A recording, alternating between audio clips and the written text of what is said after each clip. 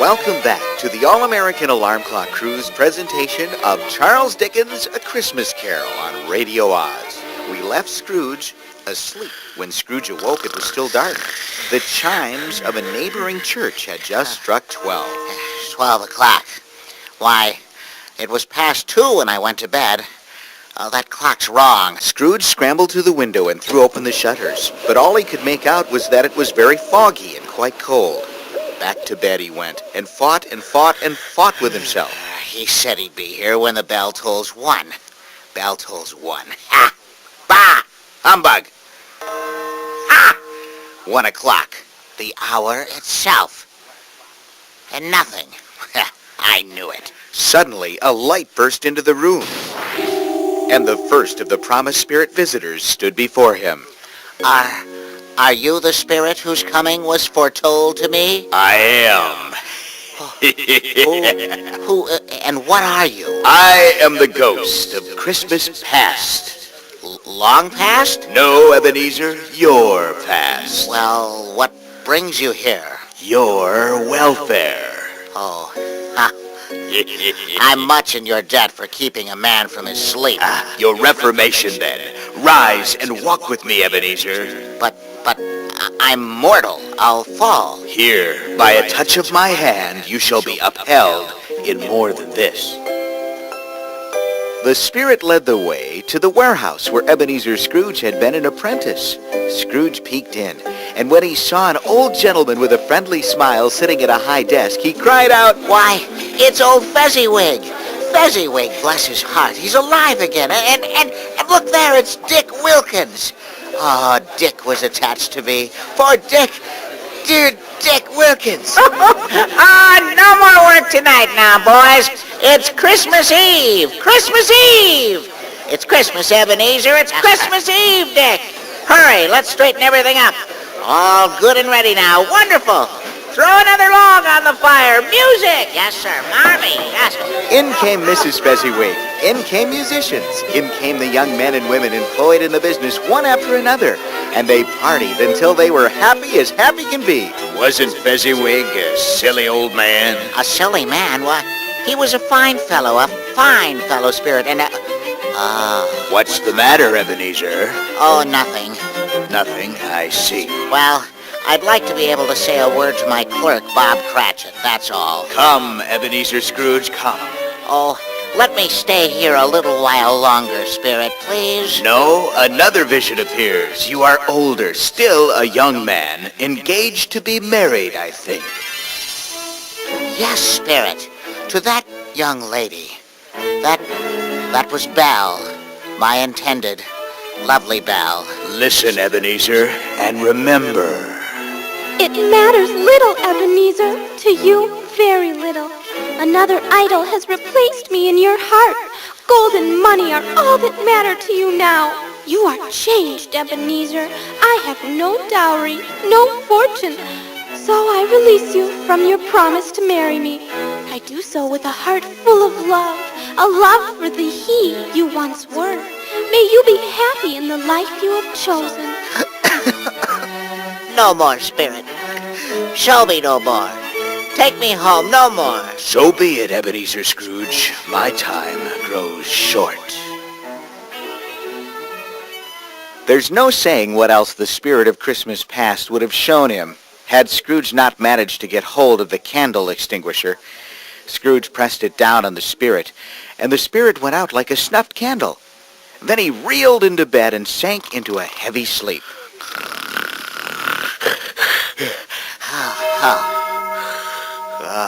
What's that? Not again. The bells. What's happened? The light shining through the next room. I'll turn it out. Oh, who are you? What have you done to my room? This is my room, isn't it?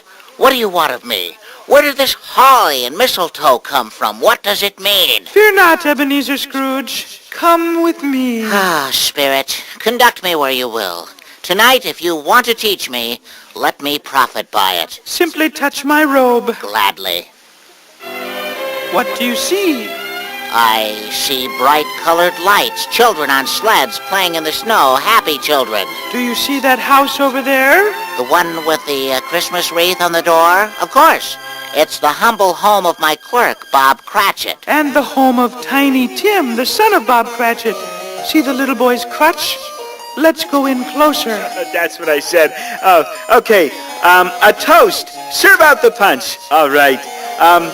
To Mr. Scrooge, I'll give you Mr. Scrooge, the founder of the feast. The founder of the feast, indeed. I wish I could give him a piece of my mind. Now. That odious, stingy, hard, unfeeling man. Dear Emily, the children, it's Christmas Day. Well, you know how he is, Bob. Yes. Nobody knows better than you do. True. But very well. I'll drink to his health for your sake, but not for his. A Merry Christmas and a Happy New Year. That old miser will be very merry and happy, I'm sure. All right, then. To Mr. Scrooge. A Merry Christmas to all. Merry Christmas, everybody. Merry Christmas. Daddy. God bless us, everyone. That was Tiny Tim Scrooge. Do you see his frail little legs and hands? Tell me, Spirit, if Tiny Tim will live. I see a vacant bed and a crutch without an owner. If these shadows remain unaltered, the child will die. No, kind spirit, no. Save the boy, save him. The spirit whirled him on to many places and homes, showing him misery and want as well as happiness. Then the spirit vanished, and a new and different spirit appeared.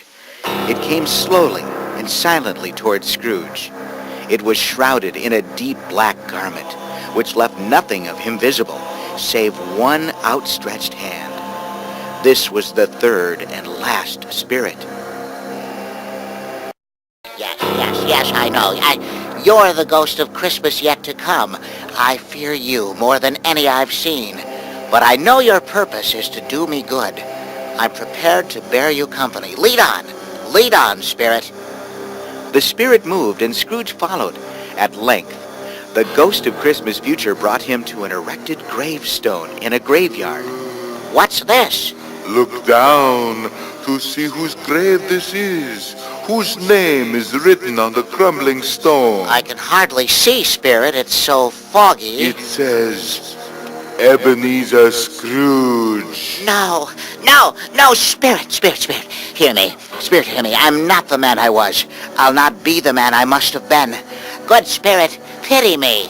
Show me I may yet change these shadows you've shown me by an altered life. I'll honor Christmas in my heart and try to keep it all the year long. Oh, tell me I may wipe off the writing on this terrible stone. In his agony, Scrooge reached out for the hand of the spirit. The spirit drew his hand back and repulsed Scrooge. As Ebenezer threw his hands up in a last prayer to have his fate reversed, he saw an alteration in the spirit's shape. What? It began to collapse. This is my bedpost. This bed, it's my own bed. My very own. My room. My very own room. Oh, bless it all. I'll live the past, the present, and the future. I will. The spirits of all three shall thrive within me. Oh, Jacob Marley, heaven and Christmas time be praised for this. I say it on my knees. Oh, Jacob Marley, on my knees. I'm as light as a feather. I'm as happy as an angel. I'm merry as a schoolboy. Hello outside there. You, sir, what day is it today? Today? Why, it's Christmas Day. Christmas Day. I haven't missed it. Oh, Marvy, yes. The spirits have done it all in one night. Hello, my fine fellow. Yes, hello, sir. Do you know the poultry shop on the next street? The one near the corner? Indeed I do, sir. Oh, well, indeed. you're certainly a smart man. Say, do you know if they've sold the prize-winning turkey they had hanging in the window? The little one? No, I don't think Not so. the little one, the big one. What? Nearly as big as me? What a delightful young man. It's a pleasure to talk with you, sir. Yes, my lad. It's hanging there now. It is. Well, go and buy it. Are you joking? No. Go on and buy it. I'm in earnest. Go and buy it and tell the man to bring it here to the home of Ebenezer Scrooge so that I may give him directions where to take it. Come back with the man and I'll give you a shilling. Come back with him in less than 5 minutes and I'll give you half a crown. I'll be back with him, sir, quicker than a shot, sir. Look at that young fellow run down the street. I'll send the turkey to Bob Cratchit's. Now, he shan't know who sends it. It's twice the size of Tiny Tim. I'll send the poultry man with it in a cab so the Cratchits will have the turkey in time for dinner. Oh, and then I'll be off to my nephew Fred's house. Will they ever be surprised to see me? Ha! Oh, yes. Oh, yeah. Dressed in his best, Scrooge at last got into the street. People were pouring forth. Scrooge greeted everyone with a Merry Christmas! Merry Christmas, everyone! Merry Christmas to you, Mr. Scrooge. Merry Christmas to you, sir. Yes. Ebenezer Scrooge walked in and about the streets. Ebenezer Scrooge hurried about town, tipping his hat and shouting Merry Christmas and Happy New Year to everyone he met. The bag of gold coins he dropped into the hands of the man who collected for the poor left the man's mouth hanging open. Why, thank you very much, Mr. Yes. Scrooge. You'll find a large number of back payments there, my friend. Thank you, sir. It's very kind of you. Was this the same Scrooge who had shown this man the door only the day before? Scrooge never dreamed that anything could give him so much happiness. In the afternoon, he arrived at his nephew's house. Well, bless my soul, who's that? It is I, your Uncle Scrooge, Fred. I've come to dinner. Will you allow me in? Well, of course. Make yourself at home, Uncle. Thank you, We'll Fred. have a wonderful party with wonderful games and wonderful happiness. The next morning, Scrooge was early at the office. If he could just catch Bob Cratchit coming late, he'd set his heart upon catching him.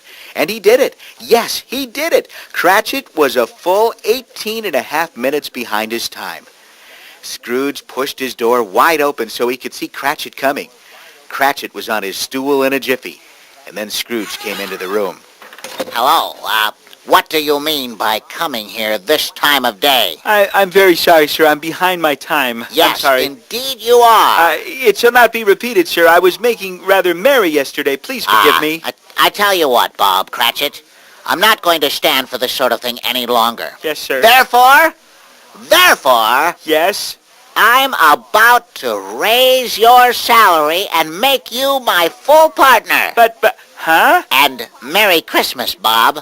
Oh, Merry Christmas to you, sir. My good fellow, before you dot another I, run out and buy yourself a scuttle of coal. Yes, sir. Scrooge was better than his word. He did it all and more. And to Tiny Tim, who did not die, he became a second father. Scrooge became as good a friend, as good a master, and as good a man as the good old Fezziwig he knew. He had no further experience with spirits. He lived a happy life ever afterward. And it will always be said of Scrooge that he knew how to keep Christmas well, if anyone did. And so, as Tiny Tim observed, God bless us, everyone. Yes, Tiny Tim. God bless us, everyone.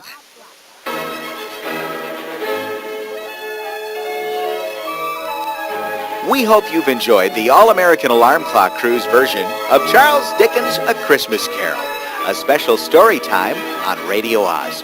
Good job, Horatio. Thank you, Danny. Thank you very much. It was marvelous. Mel, nice work. Thanks, Dan. Good job, everybody. All right. All right, thanks a lot. Nice work. Thanks a lot. Leave. All right, for Radio Oz, this is Dan Geiger, and the whole crew would like to wish you and yours a Merry Christmas and a Happy New Year. Merry Christmas, everyone. Very good.